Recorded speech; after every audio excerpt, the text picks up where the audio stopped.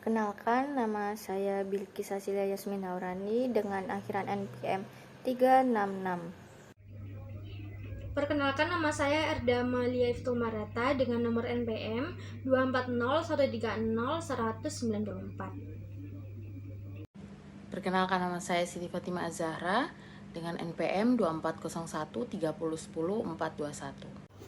Dan saya Teresia Mjasibuan dengan NPM akhiran 360. Perkenalkan, nama saya Ruth Marta Marcelina Nenggolan dengan NPM 24013010310. Sebelumnya, perkenalkan, nama saya Ki Jessia Gian dengan nomor NPM terakhir 293. Yang pertama, definisi aset tetap. Aset tetap adalah aset perusahaan yang memiliki wujud, mempunyai manfaat ekonomis lebih dari 1 tahun, dan diperoleh perusahaan untuk melaksanakan kegiatan perusahaan, bukan untuk dijual kembali. Pengolahan aset tetap. Aset tetap dalam perusahaan manufaktur umumnya digolongkan sebagai berikut. Yang pertama, tanah dan perbaikan tanah. Yang kedua, gedung dan perbaikan gedung. Yang ketiga, mesin dan peralatan pabrik. Yang keempat, mebel, dan yang terakhir, kendaraan. Selanjutnya, transaksi yang mengubah aset tetap. Transaksi yang terkait dengan aset tetap terdiri dari 3 kelompok, yaitu transaksi yang mengubah akun aset tetap, lalu transaksi yang mengubah akun akumulasi penyusutan aset tetap yang bersangkutan, dan yang terakhir, transaksi yang mengubah akun beban reparasi dan pemeliharaan aset tetap. Jenis transaksi yang mengubah harga perolehan aset tetap terdiri dari transaksi perolehan, yaitu pembelian, pembangunan, dan sumbangan, pengeluaran modal, revaluasi, pertukaran, pemberhentian pemakaian, dan penjualan. Gambar 16.1 melukiskan jenis transaksi yang mengubah akun aset tetap. Lalu, jenis transaksi yang mengubah akumulasi penyusutan aset tetap terdiri dari penyusutan, penghentian pemakaian, penjualan, dan pertukaran. Gambar 16.2 melukiskan jenis transaksi yang mengubah akun akumulasi penyusutan aset tetap. Lalu, jenis transaksi yang merubah akun beban reparasi dan pemeliharaan aset tetap adalah konsumsi, berbagai sumber daya, bahan dan suku cadang, sumber daya manusia, energi, peralatan, dan sumber daya lain untuk kegiatan reparasi dan pemeliharaan aset tetap. Gambar 16.3 melukiskan jenis transaksi yang mengubah akun beban reparasi dan pemeliharaan aset tetap. Selanjutnya, transaksi perolehan modal. Aset tetap perusahaan diperoleh melalui berbagai cara seperti pembelian, pembangunan, dan sumbangan. Transaksi perolehan aset tetap dari pembelian dicatat dalam register bukti kas keluar dengan jurnal sebagai berikut: aset tetap pada debit dan bukti kas keluar yang akan dibayar pada kredit. Selanjutnya, transaksi pengeluaran modal. Transaksi pengeluaran modal. Transaksi pengeluaran modal adalah transaksi yang terkait dengan aset tetap yang mempunyai manfaat lebih dari 1 tahun. Karena manfaat pengeluaran modal lebih dari 1 tahun, maka pada saat terjadinya pengeluaran modal tersebut dicatat sebagai tambahan harga pokok aset tetap tersebut dan disusutkan dalam tahun-tahun yang menikmati manfaat pengeluaran modal tersebut. Dicatat dalam register bukti kas keluar dengan jurnal sebagai berikut: aset tetap pada debit dan bukti kas keluar yang akan dibayar pada kredit. Untuk mencatat pengeluaran modal yang berupa pengeluaran kas, aset tetap pada debit, persediaan suku cadang pada kredit, gaji dan upah pada kredit, dan biaya overhead pabrik yang dibebankan juga pada kredit. Selanjutnya, transaksi penyusutan aset tetap. Secara periodik, harga pokok aset tetap dialokasikan ke dalam periode akuntansi yang menikmati jasa yang dihasilkan oleh aset tetap. Alokasi ini dikenal dengan istilah penyusutan aset tetap. Transaksi penyusutan aset tetap dicatat dalam jurnal umum dengan jurnal sebagai berikut: biaya overhead pabrik sesungguhnya, beban administrasi dan umum, beban pemasaran dicatat dalam debit, dan akumulasi penyusutan aset tetap dicatat pada kredit. Kemudian ada transaksi penghentian pemakaian aset dalam sistem akuntansi aset tetap. Transaksi penghentian aset ini jika berdasarkan pertimbangan teknis atau ekonomis suatu aset tetap tidak lagi layak untuk diteruskan pemakaiannya, manajemen dapat memutuskan untuk menghentikan pemakaian aset tetap tersebut. Karena aset tetap memiliki akun akumulasi penyusutan yang merupakan akun penilai atau valuation account, maka penghentian pemakaian aset tetap dicatat dalam akun aset tetap dan akun akumulasi penyusutan aset tetap yang bersangkutan. Kemudian ini ada penjurnalannya. Transaksi penghentian pemakaian aset tetap dicatat dalam jurnal umum dengan jurnal sebagai berikut. Akumulasi penyusutan berada di kredit dan rugi penghentian pemakaian aset tetap kepada aset tetap. Untuk mencatat penghentian pemakaian aset tetap yang nilai jualnya lebih rendah dari nilai bukunya. Kemudian transaksi reparasi dan pemeliharaan aset tetap. Dalam masa pemanfaatan aset tetap, perusahaan melakukan pemeliharaan dan reparasi aset tetap untuk menjaga dan mempertahankan kondisi aset tetap agar layak operasi. Berdasarkan kebijakan akuntansi yang dirumuskan oleh manajemen perusahaan, pengeluaran untuk reparasi aset tetap digolongkan ke dalam dua golongan, pengeluaran modal dan pengeluaran pendapatan. Kemudian transaksi reparasi dan pemeliharaan aset tetap yang merupakan pengeluaran pendapatan dicatat dalam register bukti kas keluar dengan jurnal sebagai berikut. Beban reparasi dan pemeliharaan terhadap bukti kas keluar yang akan dibayar dan untuk mencatat beban reparasi dan pemeliharaan yang berupa pengeluaran kas. Untuk transaksi reparasi dan pemeliharaan aset tetap yang merupakan pengeluaran pendapatan dicatat dalam jurnal umum dengan jurnal sebagai berikut. Beban reparasi dan pemeliharaan terhadap persediaan cukup cadang dan terhadap gaji dan upah. Untuk mencatat beban reparasi dan pemeliharaan yang berupa pemakaian persediaan dan distribusi tenaga kerja. Kemudian untuk memanajemen aset tetap menuntut pemanfaatan optimum selama taksiran umur ekonomisnya. Perlu dibentuk satu fungsi yang memiliki tanggung jawab untuk mengatur penggunaan, pemindahan, dan pemberian otorisasi penghentian pemakaian aset tetap. Jika masing-masing fungsi memiliki wewenang untuk menggunakan, memindahkan, dan menghentikan pemakaian aset tetap, penggunaan aset tetap tidak akan optimum karena aset tetap yang menganggur di suatu fungsi tidak dapat secara dimanfaatkan oleh fungsi lain. Fungsi yang bertanggung jawab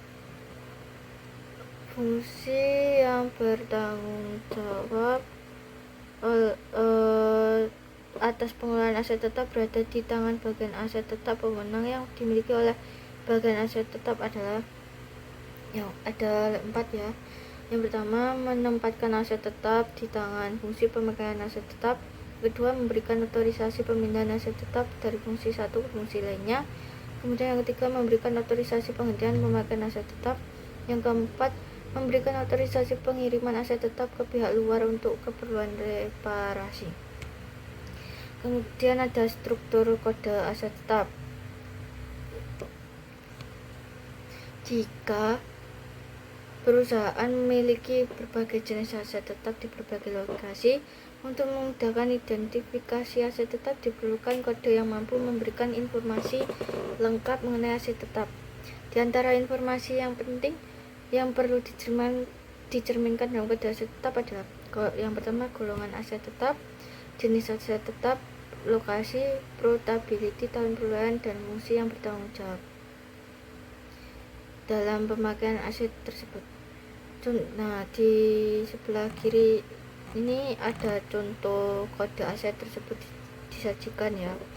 Ada yang pertama golongan aset tetap, jenis dan seterusnya. Kemudian golongan aset tetap ada 9, ada tanah dan perbaikan tanah, gedung dan perbaikan gedung, mesin dan peralatan pabrik, mesin dan peralatan kantor, mebel, kendaraan darat, kendaraan air, kendaraan udara, aset tetap, dan lain-lain. Aset tetap juga memiliki jenis-jenis. Setiap golongan aset tetap dapat dirinci lebih lanjut masing-masing sampai dengan 99 jenis. Salah satu contohnya adalah mesin ketik manual. Untuk tahun perolehan aset tetap diambil 2 angka terakhir dan dicantumkan dalam kode aset tetap. Misalnya mesin fotokopi diperoleh dalam tahun 1992 pada angka yang keempat dan kelima. Dalam kode aset tetap dicantumkan angka 92. Kode tahun perolehan ini akan dengan cepat memberikan informasi umur aset tetap sampai dengan saat tertentu. Untuk kode fungsinya memudahkan pembebanan beban penyusutan aset tetap ke dalam biaya produksi, beban administrasi dan umum, dan beban pemasaran.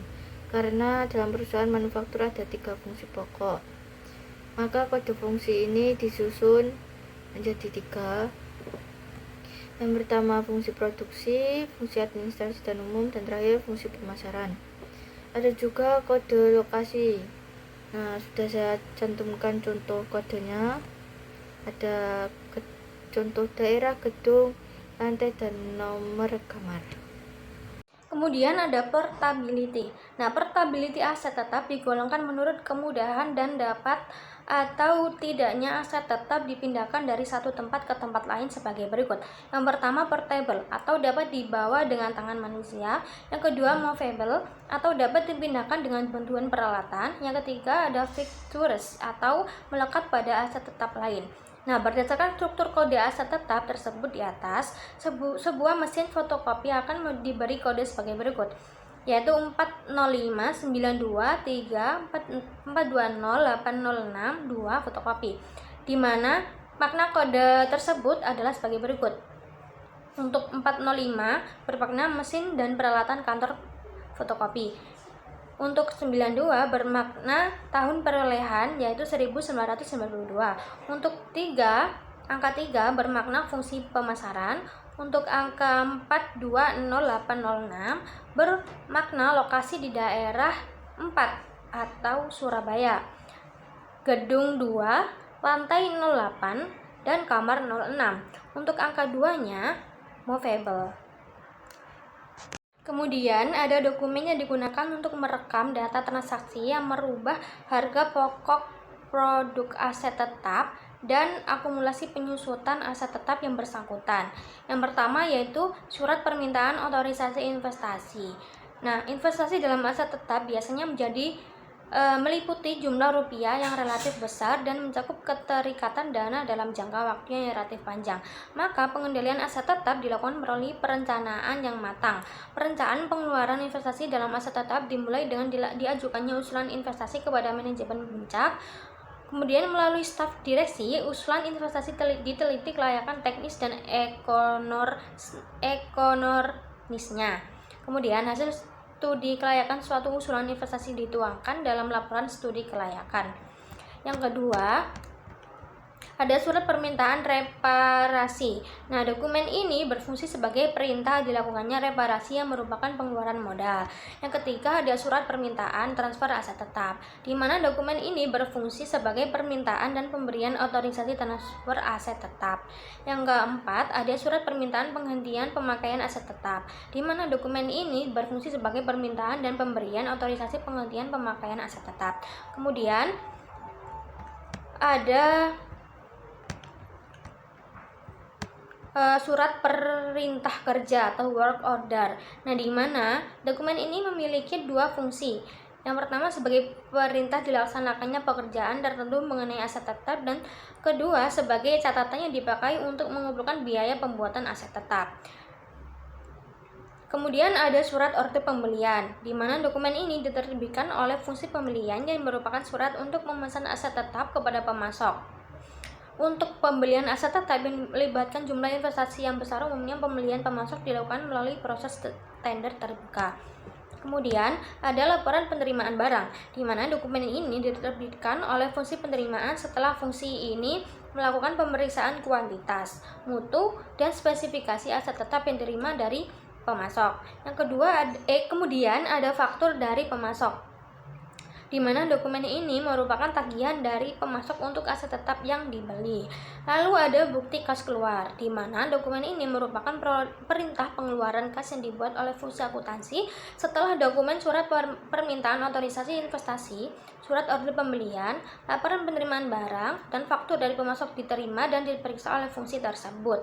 Kemudian ada daftar penyusutan aset tetap, di mana daftar ini berisi jumlah beban penyusutan aset tetap yang dibebankan dalam periode akuntansi tertentu. Nah, dokumen ini merupakan dasar untuk pembuatan bukti memorial untuk pencatatan beban penyusutan dan dibebankan dalam periode akuntansi tertentu. Kemudian ada yang terakhir ada bukti memorial, di mana dokumen ini digunakan sebagai dokumen sumber untuk pencatatan transaksi penyusutan aset tetap, harga pokok aset tetap yang telah selesai dibangun, penghentian pemakaian aset tetap, dan belanja modal. Kemudian ada catatan akuntansi yang digunakan untuk mencatat transaksi yang mengubah harga pokok aset tetap dan akumulasi penyusunan aset tetap. Yang pertama ada kartu aset tetap, di mana catatan akuntansi ini merupakan buku pembantu aset tetap yang digunakan untuk mencatat secara rinci semua data yang terkait dengan aset tetap tertentu. Yang kedua ada jurnal umum, di mana jurnal umum ini digunakan untuk mencatat transaksi harga pokok aset tetap yang telah selesai dibangun, biaya-biaya untuk pemasangan dan pembongkaran aset tetap, penghentian pemakaian aset tetap, dan penyusutan aset tetap. Yang ketiga ada register bukti kas keluar, di mana jurnal ini digunakan untuk mencatat transaksi pembelian aset tetap dan pengeluaran modal yang berupa pengeluaran kas. Oke, jadi kali ini aku bakal bahas tentang fungsi yang terkait. Oke, fungsi yang terkait dalam transaksi yang mengubah harga pokok aset tetap dan akumulasi penyusutan aset tetap itu ada, yaitu fungsi pemakai, fungsi penelitian dan pengembangan, kemudian ada direktur yang terkait, kemudian direktur utama, kemudian ada fungsi pembelian, fungsi penerimaan, kemudian juga ada fungsi aset tetap dan fungsi akuntansi. Oke, kita bakal bahas satu persatu dari yang ke-8 ini. Fungsi pemakai, di mana dalam sistem akuntansi aset tetap, fungsi pemakai ini bertanggung jawab untuk mengajukan usulan investasi dalam aset tetap dan mengajukan surat permintaan otorisasi investasi untuk merealisasikan perolehan aset tetap, seperti yang tercantum dalam anggaran investasi yang telah disetujui di rapat umum atau rapat RUPS, rapat umum pemegang saham. Dan unit organisasi pemakai aset tetap berfungsi mengelola pemakaian aset tetap. Kemudian yang kedua itu ada fungsi penelitian dan pengembangan, di mana fungsi ini bertanggung jawab untuk mengajukan usulan investasi aset tetap yang dimanfaatkan bersama oleh lebih dari satu fungsi. Jadi di samping itu juga fungsi ini bertanggung jawab untuk melakukan studi kelayakan setiap usulan investasi dari berbagai fungsi lain dalam perusahaan. Fungsi ini berada di tangan Departemen Penelitian dan Pengembangan di bawah naungan direktur utama. Kemudian itu direktur yang terkait. Jadi pejabat ini bakal berfungsi untuk memberikan persetujuan terhadap usulan-usulan investasi dan surat permintaan otorisasi reparasi yang diajukan oleh unit organisasi yang di bawah wewenangannya atau naungannya. Kemudian direktur utama. Pejabat ini bakal memberikan otorisasi terhadap semua mutasi aset tetap, di mana otorisasi ini dicantumkan dalam formulir surat permintaan otorisasi investasi dan surat permintaan otorisasi reparasi. Kemudian itu fungsi pembelian, di mana fungsi ini bertanggung jawab untuk memilih pemasok dan menerbitkan surat order pembelian untuk pengadaan aset tetap yang tadi sudah dirancangkan dan sudah disetujui. Kemudian ini berada di tangan bagian pembelian. Kemudian itu fungsi penerimaan, di mana fungsi ini bertanggung jawab untuk melakukan pemeriksaan terhadap aset yang telah diterima dari pemasok. Jadi setelah dibeli, barang datangkan, kemudian barang yang datang ini bakal dicek, di mana hasil pemeriksaan terhadap aset tetap tersebut bakal dicantumkan dalam laporan penerimaan barang. Fungsi ini berada di bawah tangan bagian penerimaan. Kemudian fungsi aset tetap, di mana fungsi ini bertanggung jawab untuk pengelolaan aset tetap dalam perusahaan. Fungsi ini memiliki wewenang dalam penempatan, pemindahan, penghentian daripada pemakaian aset tetap ini. Dalam struktur organisasinya, fungsi ini berada di bawah tangannya bagian aset tetap, di bawah direktur utama, di bawah naungan direktur utama. Kemudian yang terakhir itu fungsi akuntansi, di mana ini bertanggung jawab dalam pembuatan dokumen sumber, yaitu bukti kas keluar dan bukti memorial. Jadi untuk mencatat mutasi aset tetap dan penyelenggaraan buku pembantu aset tetap. Di samping itu juga, fungsi akuntansi ini bertanggung jawab atas penyelenggaraan jurnal yang bersangkutan dengan aset tetap, yaitu meliputi register bukti kas keluar dan jurnal umum. Dalam struktur organisasinya, fungsi ini bertanggung jawab atas penyelenggaraan buku pembantu, dan buku pembantu aset tetap adalah bagian kartu aset tetap. Oke, kemudian aku bakal bahas tentang jaringan subsistem, di mana jaringan subsistem yang membentuk sistem akuntansi tetap adalah aset tetap adalah yang ada 7, yaitu pembelian aset tetap, sistem perolehan aset tetap melalui pembangunan sendiri, pengeluaran modal, kemudian penghentian pemakaian aset tetap, kemudian sistem transfer aset tetap, kemudian revaluasi aset tetap, dan akuntansi penyusutan aset tetap, di mana kita bakal bahas satu persatu. Oke, jadi sistem pembelian aset tetap ini itu adalah sistem yang dirancang untuk pelaksanaan pencatatan harga pokok aset tetap yang diperoleh dari transaksi pembelian. Di mana karena harga pokok aset tetap yang dibeli terdiri dari harga yang tercantum dalam faktur dari pemasok dan semua biaya yang dikeluarkan untuk pemasangan aset tetap sampai aset tetap sampai dengan siap dipakai, siap gunakan. Pokoknya dia mulai dari awal sampai dia siap gunakan. Maka dokumen sumber yang dipakai adalah bukti kas keluar yang dilampiri dengan surat permintaan otorisasi yang investasi, surat order pembelian, kemudian laporan penerimaan barang, faktur dari pemasok.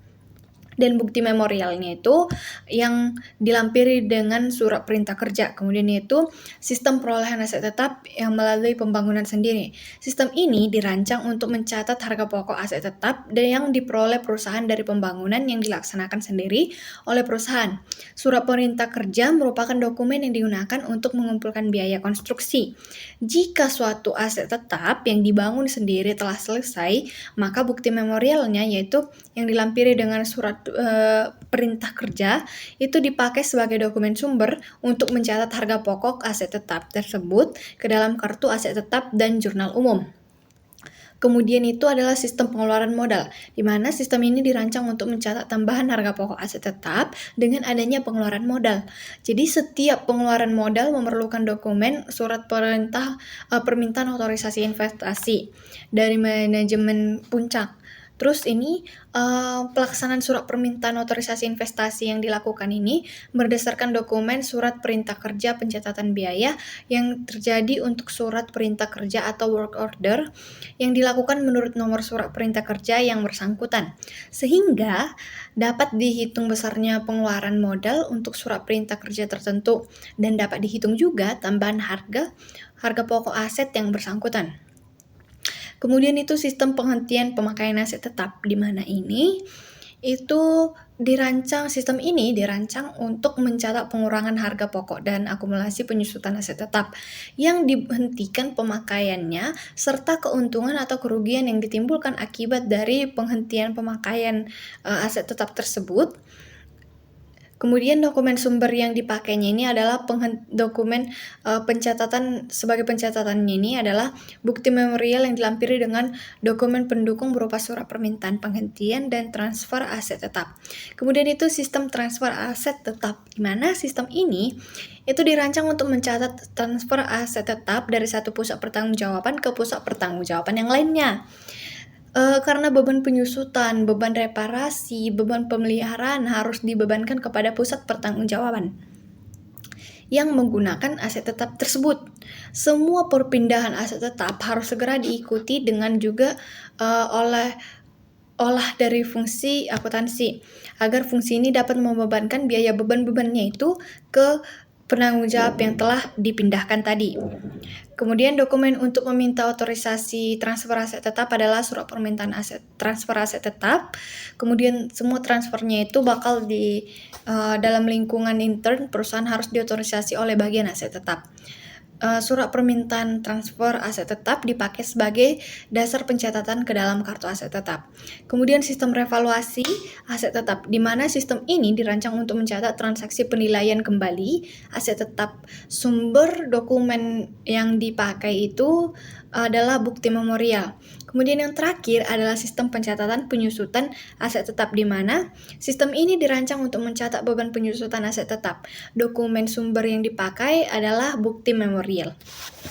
Oke, kemudian yang terakhir yang bakal saya jelaskan adalah unsur pengendalian internal, di mana ada 14 poin, yaitu organisasi 2, kemudian sistem otorisasi ada 7, kemudian ada prosedur pencatatan itu ada 1, kemudian yang praktik yang sehat itu ada sisanya ada 4. Oke. Yang pertama, organisasi. Fungsi pemakai harus terpisah dari fungsi akuntansi aset tetap.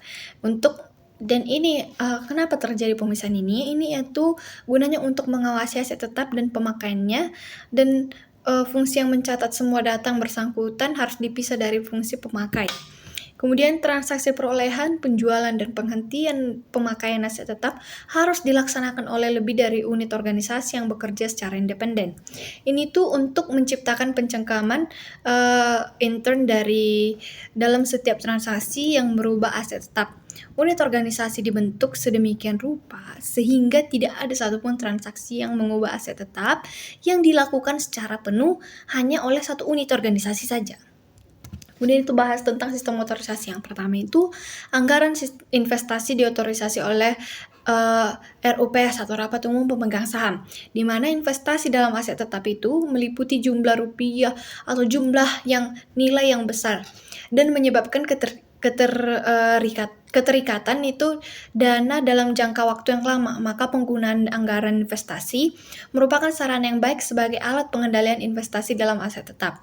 Anggaran investasi dalam aset tetap ini diotorisasi oleh pemilik perusahaan sebagai dasar dalam melaksanakan perubahan terhadap akun aset tetap.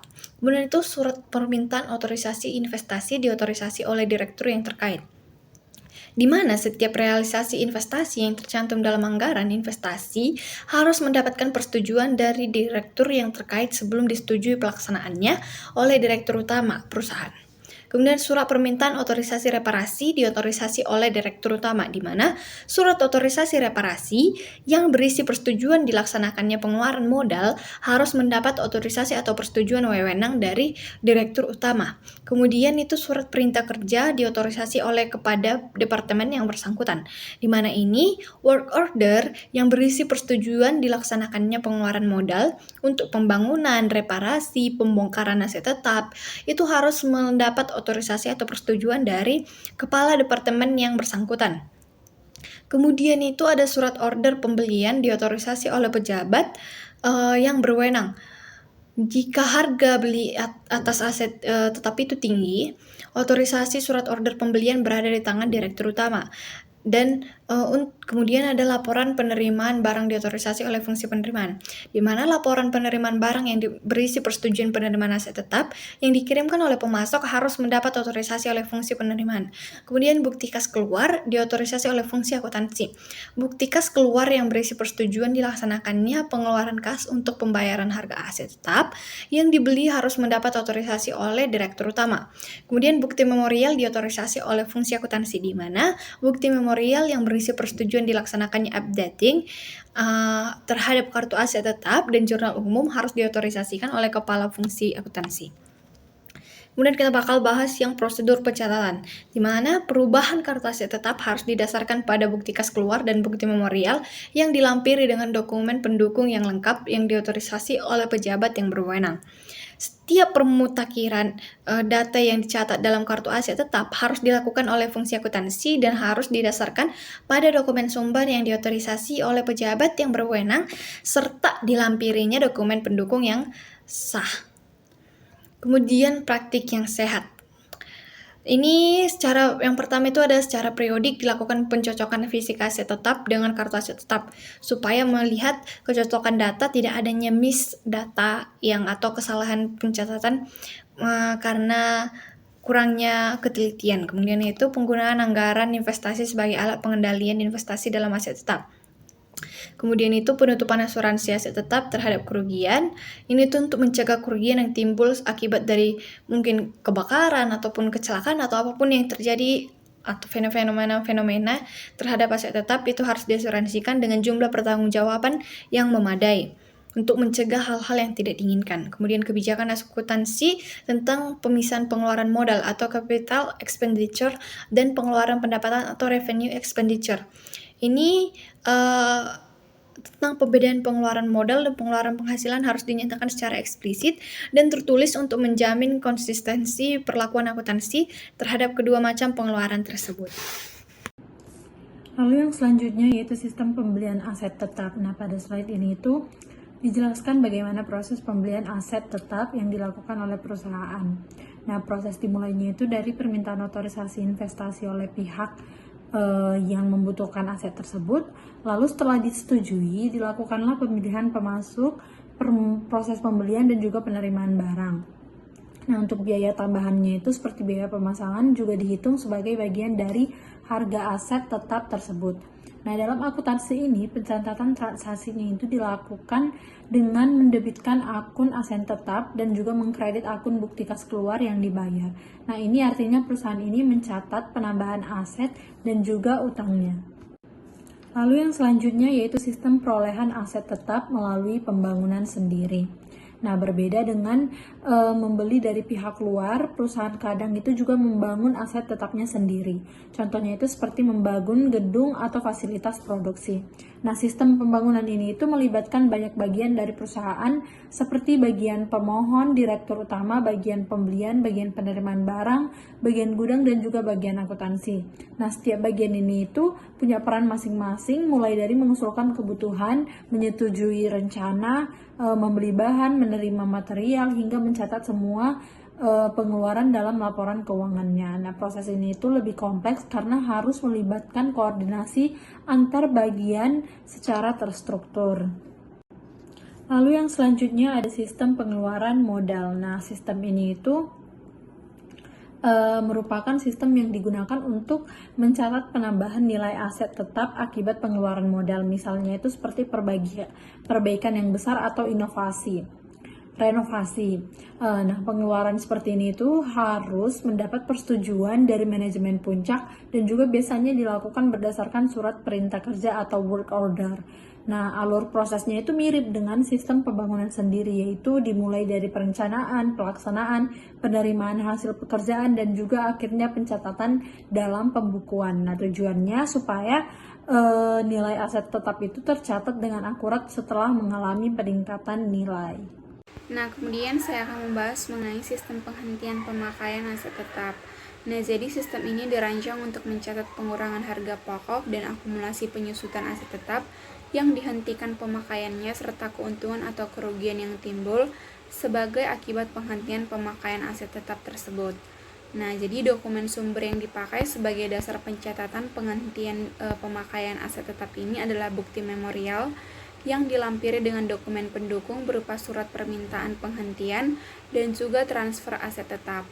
Jadi bagan alir dokumen sistem penghentian pemakaian aset tetap ini tuh terdiri dari rangkaian prosedur. Yang pertama adalah prosedur permintaan penghentian pemakaian aset tetap dan yang kedua adalah prosedur penghentian pemakaian aset tetap, prosedur pencatatan penghentian pemakaian aset tetap. Nah, jadi dalam bagan alir dokumen tersebut bagian yang menggunakan aset tetap mengajukan permintaan penghentian aset tetap dengan menggunakan surat permintaan penghentian pemakaian aset tetap kepada direktur utama. Otorisasi penghentian pemakaian aset tetap ini dipakai oleh bagian akuntansi persediaan sebagai dasar pembuatan bukti memorial. Nah, penghentian pemakaian aset tetap ini tuh dicatat oleh bagian kartu aset tetap ke dalam kartu aset tetap dan dicatat oleh bagian jurnal. Selanjutnya yaitu sistem transfer aset tetap. Nah, jadi sistem ini itu dirancang untuk mencatat transfer aset tetap dari satu pertanggungjawaban ke pusat pertanggungjawaban yang lainnya. Dokumen sumber yang dipakai sebagai dasar pencatatan aset tetap ini itu adalah surat permintaan transfer aset tetap. Nah, jadi transfer aset tetap ini tuh tidak mengubah harga pokok aset tetap dan akumulasi penyusutan aset tetap yang bersangkutan. namun hanya dicatat data lokasi baru aset tetap tersebut di dalam kartu aset tetap. Yang kedua adalah sistem revaluasi aset tetap. Sistem ini itu dirancang untuk mencatat transaksi revaluasi atau penilaian kembali aset tetap. Dokumen sumber yang dipakai sebagai dasar pencatatannya itu adalah bukti memorial. Bagan alir dokumen sistem revaluasi aset tetap ini tuh terdiri atas 3. Yang pertama adalah prosedur permintaan penghentian aset tetap, yang kedua prosedur penghentian pemakaian aset tetap, dan yang ketiga adalah prosedur pencatatan revaluasi aset tetap. Nah, kemudian adalah sistem pencatatan penyusutan aset tetap. Sistem ini itu dirancang untuk mencatat biaya penyusutan aset tetap. Dokumen sumber yang dipakai sebagai dasar pencatatannya adalah bukti memorial. Nah, di sini ada kami sertakan dengan bagan alir.